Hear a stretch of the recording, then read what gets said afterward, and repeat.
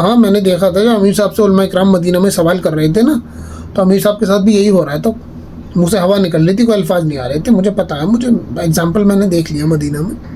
अमीर साहब के तुम वो ना मुरीद, बड़े सच्चाई के हक की तरफ चलने वाले। पूछो अब्दुल्ला भाई से। यही नजर आता है मक्कार के साथ हो। अब केस कर रखा है मेरे बिलासपुर वाले रिश्तेदारों ने, फुप्पीजाद भाइयों ने, इन पे, अब्दुल्ला भाई के अब्बा पे।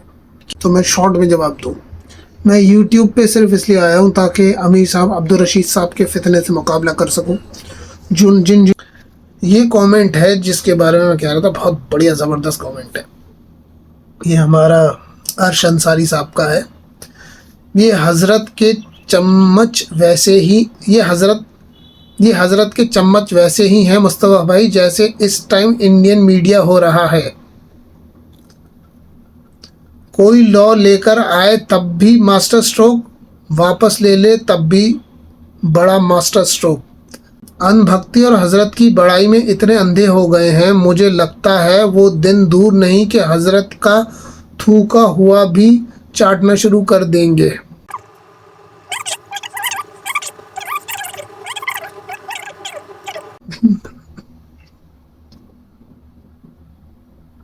मैंने सिर्फ पढ़ा है, बोला मतलब मेरे अल्फाज नहीं है, मैंने सिर्फ पढ़ा है, अल्फाज मेरे नहीं, ये अर्श अंसारी भाई के अल्फाज हैं।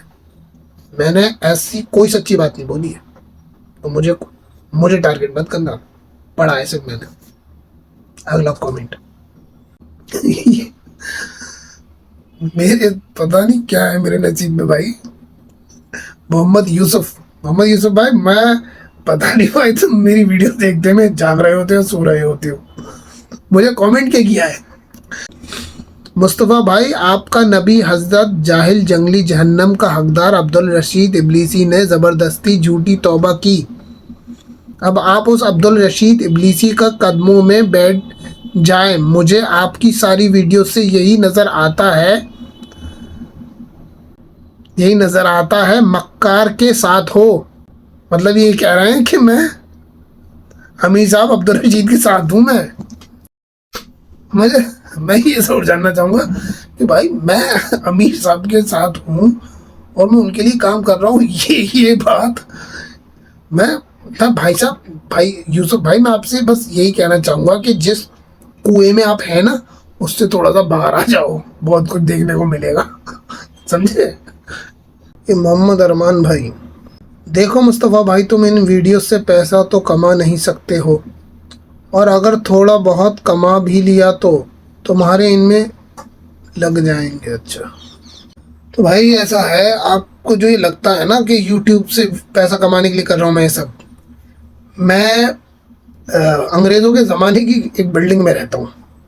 मैं हर रोज़ अल्लाह का शुक्र अदा करता हूँ कि अल्लाह तेरा लाख लाख शुक्र है, एक और दिन तूने मुझे दिया।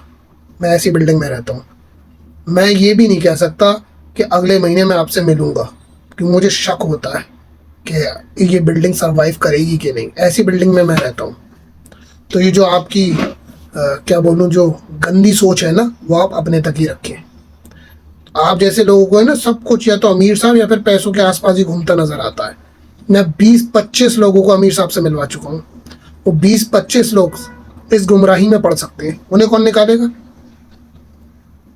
उन्हें ये जिस आदमी ने उन्हें मिलवाया, उन्हें पता तो चलना चाहिए कि वो आदमी खुद मुखालिफ है, वो खुद इस गुमराही के खिलाफ खड़ा हुआ है। उन्हें कौन बताएगा?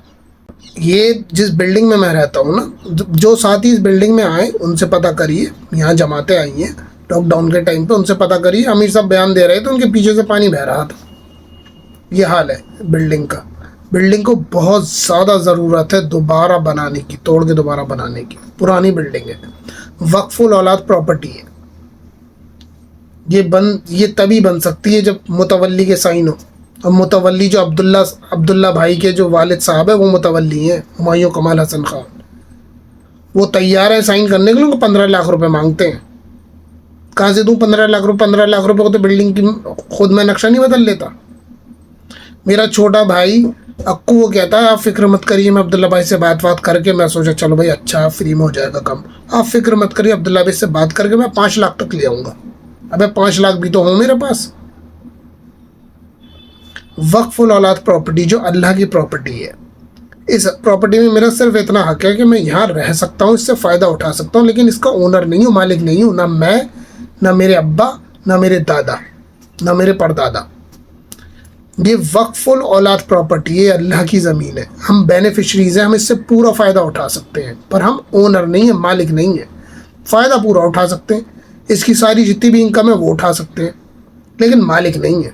प्रॉपर्टी अल्लाह की है, फ़ायदा पूरा उठा सकते हैं, सारा नफ़ा उठा सकते हैं, रह भी सकते हैं, इससे कमा भी सकते हैं, लेकिन मुतवल्ली के ज़िम्मे होते हैं सारे काम कि प्रॉपर्टी को बनाए, उसको रिपेयर करे, उसकी देख रेख करे, सारे जितने भी बेनिफिशरीज़ हैं उनको उनका हक पहुंचाए। मैं पहले ही बता सकता हूँ, पहले ही बता चुका हूँ कि 5,000 के करीब हमारी प्रॉपर्टीज़ हैं दिल्ली 6 में सिर्फ।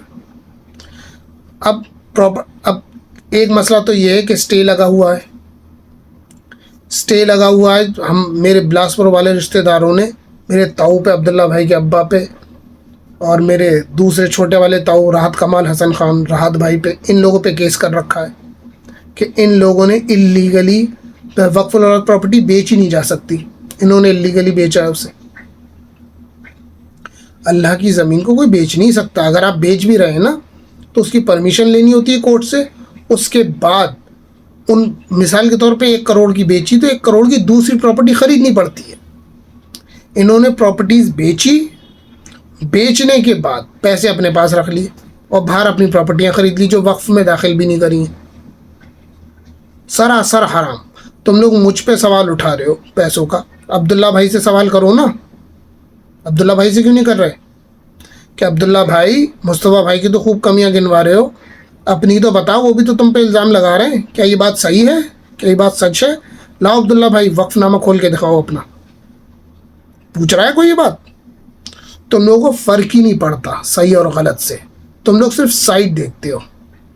जैसे पॉलिटिक्स का चलता है ना कि अंधभक्त एक साइड पे और फलाना एक साइड पे, वो ये नहीं देखते कौन सही है कौन गलत है, किस मौके पे कौन सही है किस मौके पे कौन गलत है, बस वो साइड चुन के बैठ जाते हैं, चाहे सही हो या गलत हो।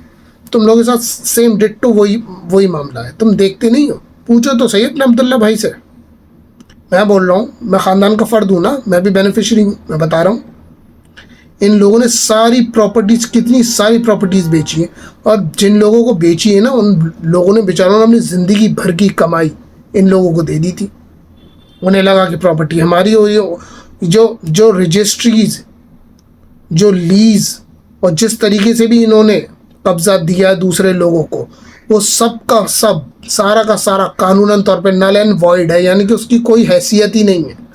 अगर जज को जाके दिखा दे, कोई इन पे केस कर दे ना, जज को जाके दिखा दे, देखो ये रजिस्ट्री है, देखो ये लीज़ है, देखो ये है, हमने परचेज़ किया, हमने ख़रीदा या हमने लीज़ पे लिया, ठेके पे लिया इतने साल के लिए, तो भाई ये सब का सब नल एंड वॉइड है, ये दे ही नहीं सकते। जो एक दफ़ा वक्फ हो जाता है वो हमेशा वक्फ ही रहता है। अब जैसे कोई ज़मीन है, अगर वो वक्फ है, उसके नीचे भी वक्फ होगा, उसके ऊपर भी वक्फ होगा। अगर आप उसके नीचे कुछ बना रहे हैं, ऊपर कुछ बना रहे हैं, उसके साइडों में कुछ बना रहे हैं, वो सब वक्फ में ऐड होता रहेगा। ये खुद तो हराम का खा रहे हैं और दूसरों पे उंगली उठवाते हैं कि मेरे बारे में बुराइयां कर रहा हो, कब्ज़ा। अबे भाई मैंने कब्ज़ा थोड़ी किया, ये वक्फुल औलाद प्रॉपर्टी है। अब्दुल्ला भाई के वालिद साहब यहाँ रहते थे पहले, जिस प्रॉपर्टी में मैं रहता हूँ वही रहते थे यहाँ पे। बहुत साल पुरानी बात है, खूब संभल के लोगों को पता है, सब आना जाना लगातार लगा रहता था। वक्फुल औलाद प्रॉपर्टी है, पूरा दिल्ली शहर जानता है भाई कि नवाज साहब पहले यहीं रहा करते थे। राहत कमाल हसन खान तो अपने हर चीज़ में यहीं का एड्रेस डालते हैं, कितने लोगों को वापस कर देता हूँ मैं। अब तो मैं सोच रहा हूँ कि अगर कोई आएगा तो एड्रेस दे दूँगा। मेरे पास तो अलीगढ़ का भी है, अलीगढ़ में रहना है ना ये राहत कमाल हसन खान, तब तो अलीगढ़ का एड्रेस दे दूँगा। मेरे पास है, लिहाज कर रहा था। अब जब अब्बा जी को उंगली तोड़ रहे हैं ये लोग, तो मैं भी बताऊं, मुझे यूट्यूब से पैसा अगर यूट्यूब से मुझे पैसा आता है बहुत अच्छी बात है। अगर पैसा कहीं से आ रहा है, किसी को क्या बुरा लग रहा है? पैसा आ रहा है, अच्छी बात है, इसमें क्या बुराई है। पर भाई बात ऐसी है कि अगर मैं ऐसे घर में रह रहा हूँ जिसमें मुझे हर वक्त ये डर ना हो कि अब गिरी कि तब गिरी। मेरा 4 साल का बच्चा है, बहुत छोटा, मासूम है, बहुत सीधा भी है, चिड़चिड़ा भी है मेरी तरह और सीधा भी है। लेकिन बहुत छोटा भाई। उसके बारे में जब मैं सोचता हूँ ना, मैं ख्यालात आते हैं कि खुदा न खास्ता बिल्डिंग गिरी तो मैं खुद को बचाते हुए उसे कैसे बचाऊंगा, या बहुत सी बातें दिमाग में चलती जो तुम अरमान सोच भी नहीं सकते, जो मेरे दिमाग में चलता है। क्या क्या चलता है कि खुदा न खास्ता जिस वक्त अल्लाह ना करे बिल्डिंग गिरेगी तो क्या होगा, को बहुत देर में मौत आएगी तड़प तड़प के, या जल्दी आ जाएगी। मैं तो बगैर कह दूँगा अल्लाह पाक अगर मारना हो तो जल्दी मार दिया, फ़ौरन मार दिया। ये सोचता हूँ मैं। यूट्यूब की कमाई, अरे शर्म करो तुम लोग, शर्म करो। यूट्यूब की कमाई, मुझे ये नहीं पता होता कल मैं ज़िंदा रहूँगा कि नहीं रहूँगा। इस बिल्डिंग में, ऐसी बिल्डिंग में मैं रहता हूँ, और तुम्हारे अब्दुल्ला भाई के अब्बा की वजह से, तुम्हारे अब्दुल्ला भाई के चाचा की वजह से, राहत कमाल हसन खान, ये दोनों खैर मेरे भी ताऊ हैं, इनकी वजह से जो बड़े दीनदार बन रहे हैं ना, बस बताना नहीं चाह रहा हूँ, खुलना नहीं चाह रहा हूँ अभी, सिर्फ क्योंकि पैसों पे और उस पे आया है ना ये अब्दुल्ला, तो उतनी ही बता रहा हूँ बस मैं अभी। और ज़्यादा पर्सनल जाएगा तो मैं और ज़्यादा पर्सनल जाऊँगा। इस अब्दुल्ला के वालिद साहब की सारी A to Z 50 साल से सिर्फ हराम का कमा रहे हैं। पूरी दुनिया जानती है इन्होंने कोई बिजनेस, कोई जॉब नहीं किया, सिर्फ और सिर्फ वक्फ औलाद प्रॉपर्टीज बेची हैं, उसी से इनकी ऐशो आराम चल रहे हैं।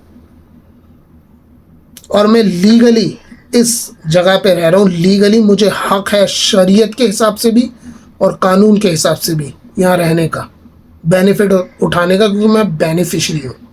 इस जगह में आया भी उन्हीं के भेजने पे हूँ। फिर बाद में उन्होंने ही कहा कि प्रॉपर्टी को बेचो, तो मैं खिलाफ हो गया, मैं नहीं बिकने नहीं दूंगा। 15,000 रुपये भी मांग रहे थे हर महीने के, और फिर बाद में जब मैंने नहीं दिए तो फिर उन्होंने कहा प्रॉपर्टी बेचो, चार्ज करने लग गए, फिर मेरे फैमिली को भी चार्ज करने लग गए। सवाल करो, क्यों नहीं कर रहे?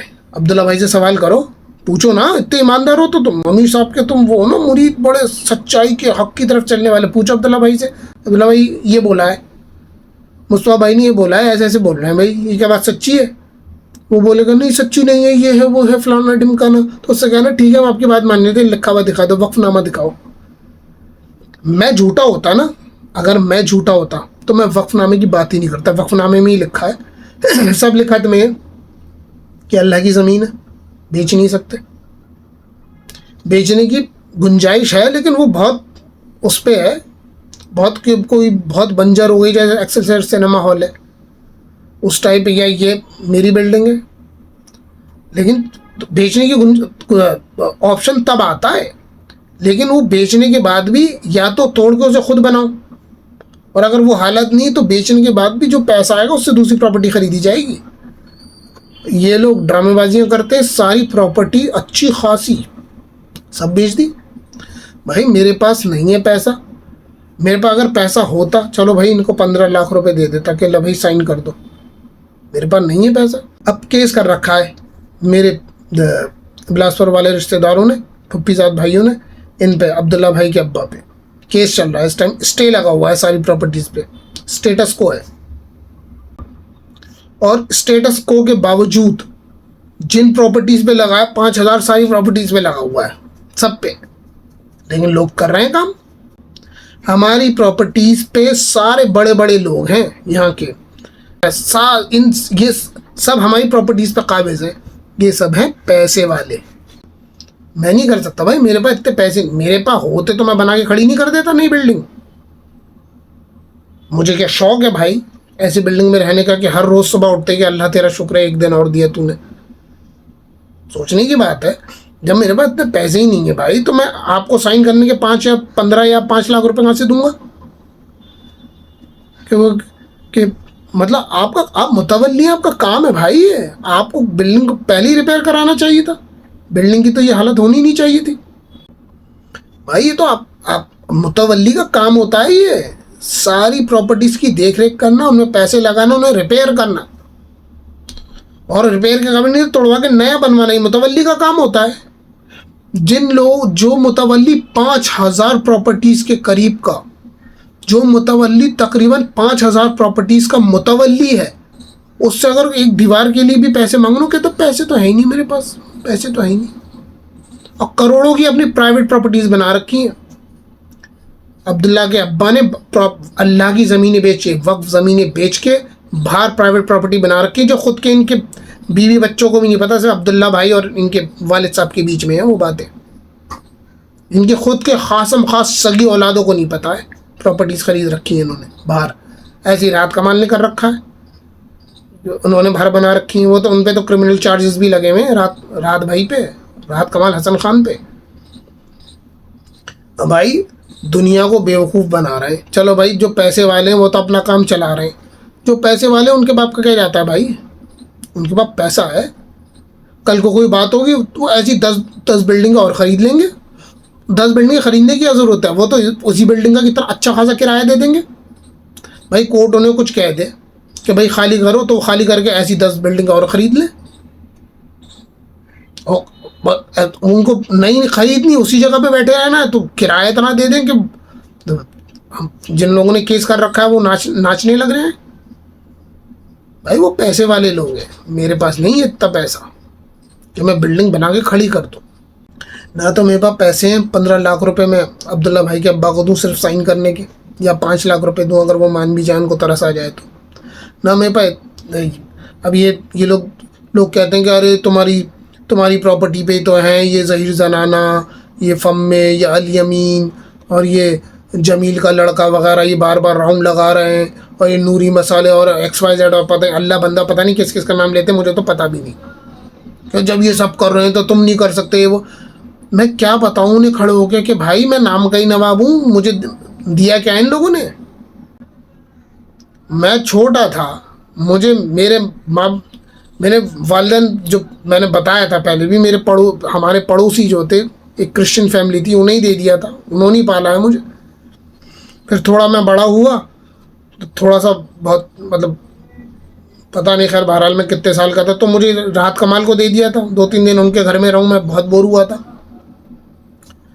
तो उन्होंने मुझ पर तरस आया तो उन्होंने वापस कर दिया कि आज एक रूम है, ये तो बच्चा बेचारा के। मैं बोर हो जाता था अकेले, मुझे आदत थोड़ी थी, मैं फराज के साथ खेलता कूदता रहता था। फिर उसके बाद अभी शादी से पहले कुछ साल पहले की बात है, फिर मुझे गोद दे दिया राहत भाई को ही कि बेटा हमने तुम्हें राहत भाई को गोद दे दिया है, यही तुम्हारी शादी वादी कराएंगे और वो फलाना जगह पे यूपी पे ज़मीन ले लिए, वहाँ भैंस वैंस पालेंगे और पता नहीं क्या क्या अजीब सी बेवकूफ़ाना बात है। तो मेरे वालिदैन तो गोदी देते रहते थे दुनिया को, मुझे कोई सपोर्ट थोड़ी मिला है भाई। ये तो अब्दुल्ला भाई की तो आदत है भौंकने की, उसकी आदत है भौंकने की और दुम हिलाने की। अमीर साहब के सामने दुम हिलाता रहता है, मुझ पर भौंकता रहता है। जो मसला ये है ना, जब आदमी हराम का खाता है ना तो वो हराम का माल जो खून में जाता है ना वो असर दिखाता है, तो अब्दुल्ला भाई का वो दिखा रहा है असर। और इन लोगों के साथ मसला ये है, ये लोग कहते थे ना चचा के घर वाले, और ये चचा के घर वालों, अरे उन्होंने चचा ने इनके दिमाग में बिठा दिया, अपने कजन्स के बारे में बोलते थे ये लोग कि दिमाग में बिठा ही दिया है कि वही लोग हक पे हैं, वही सही हैं। डिट्टो सेम यही काम इन्होंने किया है, डिट्टो सेम यही काम करते हैं ये। इन्होंने खुद के भी अपने बहन भाइयों के, अपने बच्चों के दिमाग में बिठा दिया है कि हम बिल्कुल सही हैं, सारी प्रॉपर्टीज़ हमारी हैं। जैसे चचा के घर वाले सोचते हैं ना कि सारी प्रॉपर्टीज़ उनकी हैं, ये लोग भी ये सोचते हैं कि हमारी ही हैं, और ना चचा के घर वालों की हैं ना इनकी हैं, वो अल्लाह की हैं। दोनों वहम में जी रहे। अबे अगर तुम्हें इतना यकीन है, वक्फनामा पढ़ लो, ख़त्म कहानी, सिंपल सी बात है। एक आदमी कह रहा है कुरान में तो है ही नहीं नमाज का जिक्र, कुरान में तो है ही नहीं नमाज का जिक्र। अबे कुरान शरीफ पढ़ ले तू, ख़त्म कहानी। एक आदमी कह रहा हो अरे नहीं इब्राहिम इस्लाम का कुरान में जिक्र ही नहीं है, जिक्र ही नहीं है। भाई है ही नहीं जिक्र। अबे तो तू कुरान शरीफ तो पढ़ ले पहले, तुझे ना मिले तो फिर करिए तू दावे। तुम वक्फनामा पढ़ नहीं रहे हो, दावे पे ले जा रहे हो। उनसे बोलो वक्फनामे में तो ऐसा ऐसा लिखा है, अरे वो तो बस लिख दिया है। अबे उसमें लिखा हुआ है कि हम अपनी मर्जी से ये ज़मीन वक्फ में दे रहे हैं। एक बार जो वक्फ हो जाती है ना इस्लाम में, मालूम है ना, सुन्नत है, लिखा पढ़ी, एक बार लिख दिया ना तो लिख दिया। मतलब उनकी नीयतें ख़राब थी, वो झूठ लिख रहे थे, और अगर वो झूठ भी लिख रहे हो ना तो जो लिखा है ना वही माना जाएगा। ये शरीयत है, दुनिया का कानून भी यही है और शरीयत का भी यही है। अब जो केस चल रहा है जो ये केस चल रहा है ना इनके ताऊ के और ये बिलासपुर वालों के, मेरे पुप्पी के घर वालों में और ताऊ ताऊ के घर वालों में जो केस चल रहा है, कल को अगर नोटिस जारी हो गए सारी प्रॉपर्टीज पे, फिर जो सारे लोग बैठे हुए हैं उनका क्या? उन्होंने अपनी जिंदगी भर की कमाई भाई आप लोगों को दी थी, किसी को आपने रजिस्ट्री कर दी, किसी को फलाना कर दी, किसी को लीज पे दे दिया, उनका क्या? उनके पैसों का क्या? कोर्ट ने ऑर्डर कर दिया खाली करो तो फिर वक्फ औलाद तो हमेशा वक्फ तो हमेशा वक्फ रहती है, उस पे तो कोई और मालिक बन ही नहीं सकता उस पे। तो रिलीजियस मामला होता है, जज भी बहुत वो हो जाता है। क्या देंगे ये लोग पैसे? सब सारा पैसा तो खा के बैठेंगे, उन लोगों को पैसे वापस करेंगे। अच्छा चलो कोर्ट ने तुम्हें खाली करने को कह दिया तो चलो हम तुम्हें पैसे वापस दे दें तुम्हारे, बस डकारे मार के बैठे हुए पैसे वापस देंगे। कितनों की हाय लगेंगी इन्हें। वो मुझे कह रहे हैं, ये मुझे बोलता है, ये मुझे बोलता है अब्दुल्ला को हाथ उठा के ये कर दो वो बता। अबे किस बात के लिए हाथ उठा के? मेरे बाप को मेरे खिलाफ तुम लोग चढ़ाते हो। मैं ना शराब पीता हूँ, मैं माशाल्लाह ना जिना करता हूँ, ना मैं सूद खाता हूँ, कोई भी सिगरेट पीता हूँ, ठीक है, दुनिया को पता है 10 ही लोग सिगरेट पीते हैं और बाकियों के बताऊँ खानदान के और लोग क्या क्या करते हैं बोलूँ, या और लोगों ने क्या क्या किया है? मैं बहुत नीचे आता हूँ, सिर्फ सिगरेट पीता हूँ।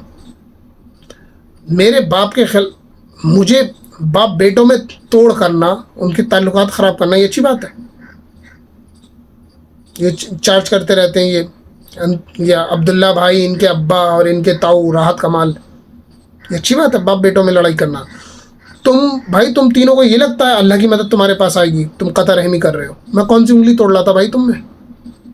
मैं अपने अकीदे की बात कर रहा हूँ। अमीर साहब ने बिल्कुल गुमराहकुन बात करी है, मेरे पास इसकी दलीलें हैं बतेरी।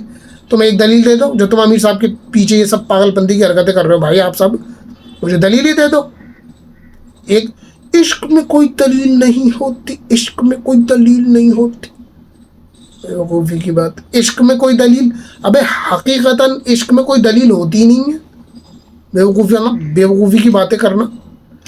तुम लोगों की किसी बात में दलील नहीं है, ना तो तुम्हारे अमीर साहब वाली बात में कोई दलील है, और ना ही तुम्हारी ये तुम जो जायदादें बेच के अल्लाह की ज़मीनों को खा गए, वक्फ औलाद प्रॉपर्टियाँ तुमने जो बेची हैं, ना उसकी कोई दलील है। अमीर साहब के मामले में भी तुम लोग कुरान हदीस के ख़िलाफ़ गए हो, और वक्फ औलाद प्रॉपर्टी के मामले में भी तुम वक्फनामे के ख़िलाफ़ गए हो, कानून के ख़िलाफ़ गए हो। भाई मुझे कोई सपोर्ट नहीं मिला, जब ही तो आया था मैं इस बिल्डिंग में। अब्दुल्ला भाई के अब्बा ने भेजा था मुझे कोई सपोर्ट मिला नहीं था, ना ख़ानदान की तरफ से ना घर वालों की तरफ से, इसलिए मैं आया था इस बिल्डिंग में। मेरा लास्ट ऑप्शन था जो मैं इस बिल्डिंग में आया हूँ। इस बिल्डिंग में असल में मैं आया तो शादी के इरादे से था, क्योंकि शादी नहीं करा रहे थे ये लोग मेरी, तो वो उम्र ऐसी थी कि मुझे शादी करने की वो हो रही थी कि यार शादी हो जाए किसी भी तरीके से। पैसे जायदाद कुछ किसी चीज़ का कोई लालच नहीं था मुझे, शादी की सोच रहा था, दिन रात बस शादी दिमाग में चलती रहती थी मेरे। तो उसी इरादे से मैं आया था। फिर बाद में फिर वही शर्तें रख दी कि मुझे आधा पैसा दो, अब्दुल्ला भाई के अब्बा ने, कि आधा पैसा मुझे दो। जब मैंने वो मना कर दिया तो फिर कि बिल्डिंग बेचो, ये करो वो करो, मैंने उसके लिए भी मना कर दिया। मैंने कहा भाई तो गैर शरई तौर पे गैर कानूनी है। तो ये है मसला। तो ये मुझे साइन की ज़रूरत है, साइन के पैसे मांगते हैं, और अगर मैं बिना चलो साइन अगर ये कर भी दें तो मेरे पास पैसा नहीं है कि मैं बनाऊँ, और जिन लोगों के पास पैसा है जो बनवा सकते हैं वो कभी बनाएंगे भी नहीं, क्योंकि उसमें मैं रहता हूँ। ये है मसला भाई मेरे साथ। तो यूट्यूब से पैसा कमाना, यूट्यूब से अगर मैं इतना पैसा कमा लेता कि ये बिल्डिंग बना लूँ और नवाब साहब को 15 लाख रुपए दे दूँ तो मैं कर लेता। अभी तो नवाब साहब 15 लाख तो वो मांग रहे हैं, छोटे वाले जो राहत कमाल अलीगढ़ में बैठे हैं वो कितने मांगे ये तो मुझे पता भी नहीं है अभी। तो भाई मसले हैं यहाँ पे, बहुत बेईमानी और गैर शरई काम होते रहते हैं। तो भाई तुम बोलना आसान है कि यूट्यूब से इतना पैसा थोड़ी कमा लोगे, तुम्हें क्या पता। यूट्यूब से पैसा आता है, बहुत अच्छी बात है, मैं तो रखूँगा अगर आएगा तो। लेकिन बात यह है कि मैं इतनी लंबी सोच नहीं सकता भाई, जैसे बिल्डिंग में मैं रहता हूँ। जितने दिन मैं अगले दिन का भाई अल्लाह ही मालिक होता है मेरा, मैं इतनी लंबी नहीं सोचता। मैं ये सब कुछ इसलिए कर रहा हूँ क्योंकि ये करना सही है। मैं नहीं चाहता खुदा न खास्ता मैं इस हालत में जाऊँ कि इस फितने से मैं ना लड़ूँ। अगर अल्लाह ना करे, अल्लाह का बुलावा है, तो मैं इस फितने से लड़ते हुए ही जाना चाहता हूँ, क्योंकि ये फितना है, एक सल्तनत रशीदिया फितना है। खैर मैं बात कहीं की कहीं ले गया था, तो मैं शॉर्ट में जवाब दूँ। मैं यूट्यूब पे सिर्फ इसलिए आया हूँ ताकि अमीर साहब अब्दुल रशीद साहब के फितने से मुकाबला कर सकूँ। जिन जिन लोगों को मैंने उनसे मिलवाया है, उन लोगों को इस फितने से बचा सकूँ, आगाह कर सकूँ, बाकी दुनिया वालों को भी आगाह कर सकूँ कि ये ख्वाबी फितना जो है, कि अब्दुल रशीद साहब और उनके मानने वाले जो एक गलत अकीदा लेके चल रहे हैं गुमराह कुन वाला, इससे लोग दूर रहें। बात रही पैसा कमाने की, अगर यूट्यूब मुझे पैसा देता है तो बिस्मिल्लाह, क्यों नहीं रखूँगा, मैं बिल्कुल रखूँगा। पर बात यह है, इतनी लंबी मैं सोचता नहीं हूँ। जिस बिल्डिंग में मैं रहता हूँ उस बिल्डिंग का कुछ नहीं पता होता। हम हर रोज़ शुक्र करते हैं, अल्लाह तेरा शुक्र है कि आज का दिन तूने दिया। लंबी प्लानिंग भाई मैं कर नहीं सकता। मेरा छोटा 4 साल का बच्चा है, मैं तो यही सोचता रहता हूँ, खुदा न खास्ता अगर बिल्डिंग गिर रही हो तो मैं वली को कैसे बचाऊँगा, या क्या बहुत कुछ चलता रहता है दिमाग में, या कैसे यही सोचता हूँ कि अल्लाह अगर मौत दे तो बहुत आसान सी दे दियो, एकदम फ़ौरन मार दियो। यूट्यूब से कमाई, अरे तुम लोग यही सोच सकते हो भाई, तुम लोगों से और कोई उम्मीद है भी नहीं। क्यों, तुम लोग अमीर साहब से शुरू होते हो, अमीर साहब भी ख़त्म हो जाते हो। तुम्हारा मसला ये है, यूट्यूब के कमाई के लिए नहीं कर रहा मैं ये सब इसलिए कर रहा हूँ क्योंकि सही है, हक़ है, ये करना चाहिए मुझे। ये फितना है जिसके ख़िलाफ़ मुझे काम करना चाहिए। क्या पता अल्लाह इसी फितने के ख़िलाफ़, इस गुमराही के ख़िलाफ़ खड़े होने पे मुझे बख्श दे, क्या पता। बाकी बात रही कि यूट्यूब से तुम पैसा कमाना चाहते हो, तुम यूट्यूबर तो मैं बनना चाहता था। मैंने पहले भी 2-3 दफ़ा अपने यूट्यूब चैनल बनाया, अमीर साहब के कहने पे। फिर मैंने जो लास्ट वाला बनाया था वो अमीर साहब के कहने पे छोड़ दिया था मैंने। लेकिन अब बिल्डिंग की हालत ऐसी है, मैं इतनी लंबी नहीं सोच सकता हूँ, मेरी मजबूरी है। मुझे पता ही नहीं कब क्या हो जाए, क्या हादसा हो जाए। ऐसी बिल्डिंग में रहता हूँ मैं। तो तुम जो ये बात कर रहे हो ना अरमान मियाँ, कि तुम पैसे के लिए सब कुछ कर रहे हो, यूट्यूबर बनना चाहते हो उसके लिए कर रहे हो, वो तुम्हारी छोटी सोच है, बहुत छोटी सोच। खैर कमेंट में आगे इन्होंने ये बोला है कि तुम ये एक तो यूट्यूब का बोला है, तुम यूट्यूब पर बनना चाहते हो, पैसे कमाने के लिए कर रहे हो, फिर क्या, वरना तुम आलिम तो हो नहीं जो नसीहत दे रहे हो और सही गलत बता रहे हो। इतने बड़े सूरमा तो हो नहीं, आपको तो अब्दाल बन गए हो क्या? आप जो लोगों के दिलों के अंदर की बात भी जानते हो, या तुम भी कुछ दावा करने वाले हो तो मानते हो ना तुम्हारे अमीर साहब ने दावा किया था गलत। ऐसे लोग देखे हैं जो बोलना चाहते हैं लेकिन उनका मुंह से सिर्फ हवा के अलावा कुछ नहीं निकलता, कोई आवाज़ उनके मुंह से नहीं आती। हाँ, मैंने देखा था जब अमीर साहब से उलमा इकराम मदीना में सवाल कर रहे थे ना, तो अमीर साहब के साथ भी यही हो रहा है। तो मुंह से हवा निकल रही थी, कोई अल्फाज नहीं आ रहे थे। मुझे पता है, मुझे एग्जाम्पल मैंने देख लिया मदीना में। तो खैर भाई बात यह है कि सही गलत की बात रही ना, तो सही गलत बताने के लिए ना आलिम, मुफ्ती ये सब होने की ज़रूरत नहीं है। सही गलत बताने के लिए ना एक सही आदमी होना ज़रूरी है। अगर आप मुसलमान भी नहीं है ना, अल्लाह ना करे, सिर्फ सही आदमी है तो तभी काफ़ी है सही गलत बताने के लिए। क्योंकि मसला ही है कि तुम नहीं समझोगे, तुम कुएं की मेंढक हो ना, तुम्हें पता नहीं है कुएं से बाहर भी बहुत सारी दुनिया है, तो तुम्हें समझ में नहीं आएगी बात। और बात रही मेरी मर्ज़ी, मैं जो चाहे करूँ, ठीक है। तुम्हें पसंद नहीं तो मेरी वीडियोस मत देखो, कमेंट्स भी मत किया करो तुम लोग, ठीक है ना। मैं तो चाहते ही नहीं तुम लोग मेरी वीडियोस पे आओ या कमेंट्स करो, लेकिन तुम लोग हो सारे के सारे ढीठ नस्ल के। लेकिन इंशाअल्लाह ताला तुम मुझे कमेंट्स करो, मैं इंशाल्लाह तुम्हारे कमेंट्स पे पूरी वीडियोस बना दिया करूँगा। करो तुम कमेंट्स, तो तुम्हारा रोस्ट करूँगा, खुद ही भाग लोगे। कितना 1-2 वीडियोस पे और कर लोगे, फिर खुद ही गायब हो जाओगे। मैंने कर दिया ना उसको गायब, क्या नाम था उसका, मस्जिद हुसैन। ऐसी बारी बारी तुम सब भी भागोगे, जैसे मस्जिद हुसैन को भगाया ना, इंशाल्लाह तुम सबको भी भगाऊंगा मैं, देखते रहो। तो तुम बात इधर उधर घुमा के ले जाते हो, पर्सनल अटैक्स करते हो कि तुम यूट्यूब पे इसलिए हो, तुम फलाना हो, तुमने कुत्ते पाल रखे हैं, तुम सिगरेट पीते हो, तुम ये हो वो हो, पता नहीं और क्या क्या तुम लोगों ने लिखा। जो बोलना है बोलो, जो समझना है समझो। आमिर साहब अगर गलत बात करेंगे तो उनके खिलाफ तो मैं इंशाअल्लाह बोलूँगा, जब तक ज़िंदा हूँ, जब तक ये बिल्डिंग टिकी हुई है तब तक तो बोलूँगा इंशाअल्लाह।